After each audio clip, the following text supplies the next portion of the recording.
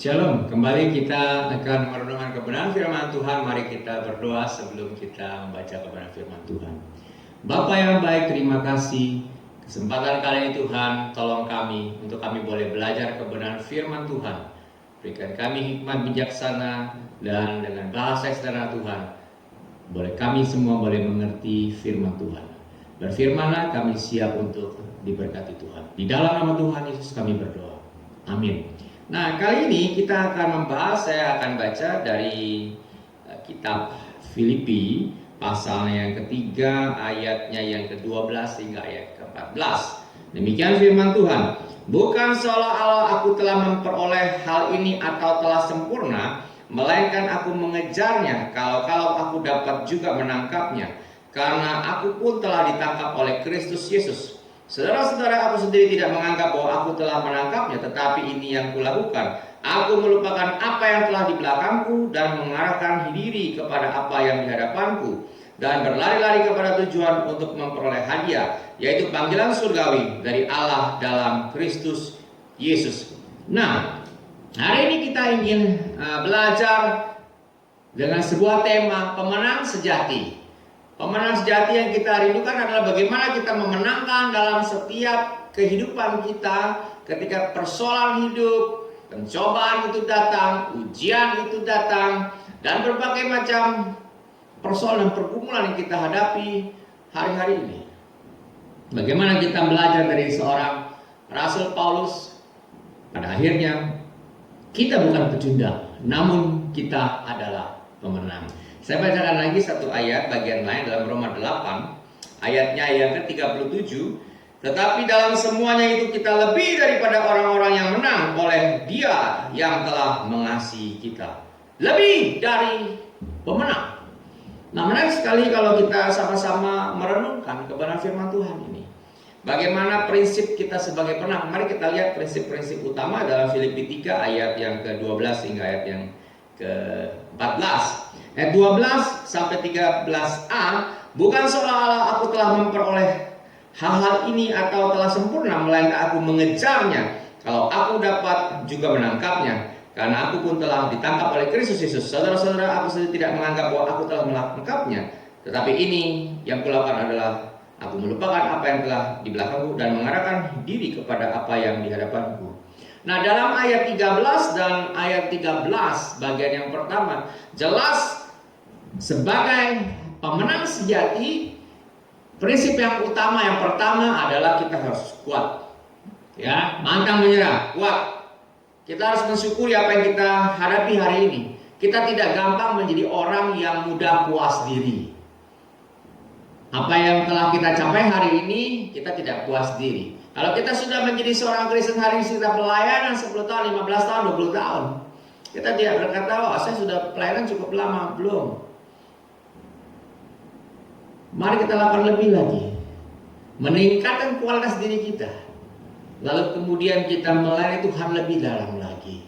Masih banyak dan sangat banyak pekerjaan melayani Tuhan yang kita mampu untuk terlibat di dalamnya.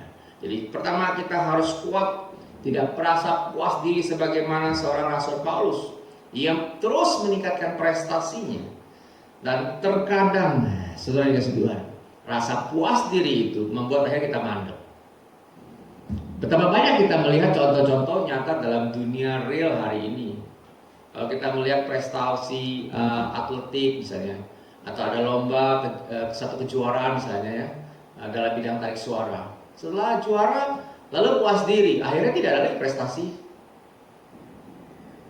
Bidang olahraga, setelah juara satu kali kejuaraan dunia, lalu berikutnya melempem, puas diri. Sudah selesai dianggap, ya saya sudah menjadi nomor satu pada akhirnya, lalu kemudian berpuas diri. Ada contoh yang baik kalau kita melihat hari ini sepak bola, misalnya Cristiano Ronaldo ya cukup tua sekarang ya, sudah melebihi usia maksimal dikatakan seorang pemain bola. Tetapi bagaimana seorang Cristiano Ronaldo menyadari bahwa kebugaran fisik itu sangat perlu. Saya berikan contoh yang lain. Siapa yang tidak kenal seorang Mike Tyson, gitu ya, seorang Mike Tyson. Itu petinju yang legenda masih hidup dan itu sangat menakutkan. Di usia sekarang kalau saya tidak keliru 53 tahun, sudah cukup umur ya. Tapi yang luar biasa adalah rata-rata kalau seorang atlet yang mantan atlet begitu, setelah mencapai usia pensiun, maka kita bisa menyaksikan tubuhnya menjadi berubah bentuk, tidak lagi segarang dulu, tidak seelastis dulu kira-kira begitu ya. Tubuhnya six pack berotot. Seorang Mike Tyson hari ini kalau Bapak Ibu perhatikan luar biasa. Orang memberikan pernyataan begini, Mike Tyson usia 53 sekarang, kekuatannya nyaris setara dengan ketika dia masih berusia 25-30 tahun. Dan bahkan bentuk tubuhnya penuh full otot. Bagaimana terjadi transformasi seorang Mike Tyson yang sudah tua ini seperti anak muda. Dan inilah ya salah satu seorang juara yang dimiliki, yaitu dia tidak mudah puas diri, dan dia menjaga dan dia menyadari betul bahwa dia belum selesai. Yang dilakukan oleh kedua contoh atlet tersebut adalah menggunakan teknologi kekinian dalam bidang kedokteran, yaitu stem cell. Nah, meregenerasi sel itu sehingga seorang Ronaldo memiliki kecepatan, kemampuan, dan kecepatan yang nyaris setara sebagaimana dia ketika masih sangat belia dalam bermain olahraga. Kemampuan menyerap oksigen, kadar VO2 max itu luar biasa, menjadi begitu tinggi. Dan itu ketika dibandingkan dengan pemain sepak bola dengan seusia beliau, terlalu jauh perbedaannya. Begitu juga dengan seorang Mike Tyson. Nah, itulah teknologi hari ini yang dihadirkan di tengah kita sekalian. Jadi hari ini kalau kita mengalami masalah gangguan kesehatan, cedera lutut, bahkan stroke, sekarang sudah bisa dipulihkan 100% dengan menggunakan nanoteknologi. Luar biasa metode stem cell yang saya sebutkan. Yang berikut yang kedua adalah ayat 13a, jelas Rasul Paulus menyatakan melupakan apa yang ada di belakangnya. Ini kalau kita melihat, saya bacakan satu bagian ini menarik sekali. Di dalam 1 Korintus 15 pasalnya pasal 15, 1 Korintus 15 ayatnya yang ke-9. Ini luar biasa. Demikian firman Tuhan, karena aku adalah yang paling hina dari semua rasul, bahkan tidak layak disebut rasul, sebab aku telah menganiaya jemaat Allah. Rasul Paulus menyadari siapa dirinya dulu sebelum dia ditangkap Kristus. Dia adalah penganiaya Kristus, dia menganiaya jemaat Tuhan. Dan dia berusaha untuk melepaskan dirinya dari masa lalu.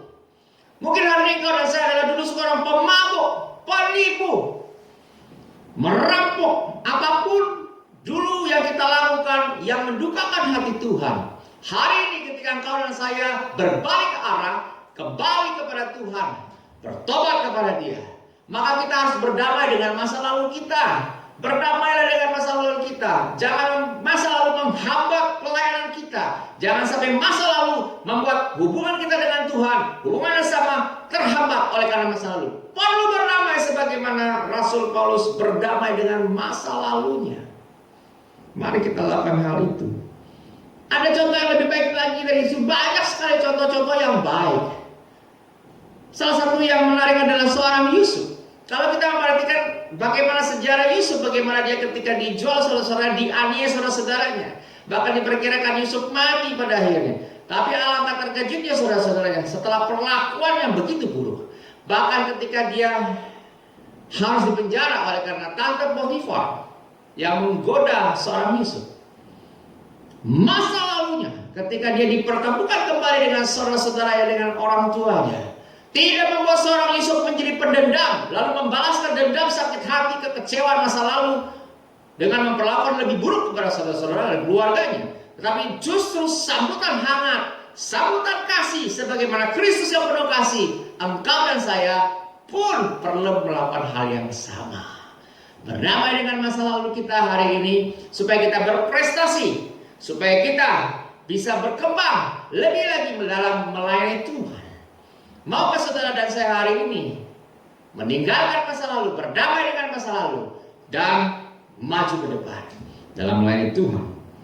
Dan kalau kita melihat bagian yang lain di dalam ayat 13, bagian terakhir dan ayat ke-14, kita bisa melihat bahwa Ketika kita hidup mengikuti Tuhan, ada sasaran akhir, yaitu kita fokus kepada akhir pertandingan itu sekalian. Seorang Rasul Paulus ketika dia memulai pertandingan itu, dia punya satu konsep dan komitmen, dia akan menyelesaikan pertandingan itu sampai selesai. Hari engkau dan saya mungkin banyak bujukan yang ditawarkan dunia ini. Ketika kita mengikuti Tuhan, ada begitu banyak tawaran yang menggiurkan dan membuat kita sulit untuk melepaskan itu. Pilihannya tinggal dua. Tetap setia di jalan Tuhan, atau kita memuaskan keinginan kita saat ini. Atau ketika nanti kita sudah berumur lanjut, ketika kita sudah memiliki segala sesuatu dan kita begitu banyak pelayanan, buah-buah pelayanan kita, dan ketika di ujung nanti ada satu tawaran yang kita tidak bisa tolak, maukah kita mengotorinya itu? Atau justru kita fokus? Ada begitu banyak yang saya ingin sampaikan demikian. Begitu banyak peristiwa yang tercatat dan terekam dalam sejarah. Ada pemain sepeda dalam suatu kejuaraan, dan ketika dia sudah merasa di belakang sudah tidak ada lagi lawan, terlalu jauh lawannya jarak, sehingga belum sampai garis finish, dekat dari garis finish, dia sudah mengangkat tangannya, tanda bahwa dia adalah seorang juara. Dan hanya sepersekian detik kemudian, lawan yang di belakang yang jaraknya dia perkirakan cukup jauh itu melibas melewati dan menyentuh garis finish lebih awal. Begitu dalam dunia atletik, ada kejuaraan dunia, sudah berlari kencang dalam kejuaraan 100 meter, 200 meter, 400 meter, sudah dia berpikir sudah pasti dia menang, lalu dia mulai melambaikan tangannya, sementara lawannya berusaha sekuat tenaga, dan di detik-detik terakhir hanya berbeda sepersekian detik, tapi karena dia tidak fokus, dia gagal meraih juara. Jangan sampai demikian hidup kita ketika kita mengikut Tuhan. Kita ingin betul-betul dalam hidup kita fokus sama Tuhan sampai garis-garis dalam memberikan prioritas. Dan menariknya, kenapa kita harus fokus? Karena rewardnya menarik sekali. Rasul Paulus itu menyatakan kepada kita sekalian bahwa jangan sampai kita pertandingan ini menjadi pemenang atau menjadi pecundang, tapi kita menjadi pemenang sejati karena reward yang disediakan itu sepadan untuk perjuangan keras yang kita lakukan sampai hari ini. Apa? Mari kita sama-sama lihat, yaitu dari 2 Timotius pasalnya yang keempat ayat yang ke-8. Saya bacakan 2 Timotius 4 ayat yang ke-8. Sekarang telah tersedia bagiku mahkota kebenaran yang akan dikaruniakan kepadaku oleh Tuhan, hakim yang adil pada harinya, tetapi bukan hanya kepadaku, melainkan juga kepada semua orang yang merindukan kedatangannya. Saudara rindu diberkati Tuhan? Saudara mau menerima mahkota yang telah sediakan? Kalau mau, mari sama-sama kita lakukan kebenaran firman Tuhan. Jadilah pemenang sejati sebagaimana kerinduan Tuhan buat engkau dan saya. Tuhan Yesus berkati. Mari kita berdoa. Bapa dalam surga, terima kasih Tuhan, kami merindukan sebagaimana Rasul Paulus menjadi seorang pemenang dan mengakhiri pertandingan dengan sangat baik. Kami merindukan dalam perjuangan hidup kami dalam new era ini setelah masa COVID-19 ini. Ada begitu banyak kebiasaan lama harus kami ganti dengan kebiasaan baru. Ada proteksi dan protokol yang harus kami ikuti untuk kami boleh melangsungkan kehidupan kami. Namun demikian Tuhan, semua itu tidak menghambat kami untuk tetap setia melayani Tuhan sebagai pemenang-pemenang sejati. Terima kasih untuk kebenaran firman Tuhan, dalam nama Tuhan Yesus kami berdoa. Amin. Tuhan Yesus.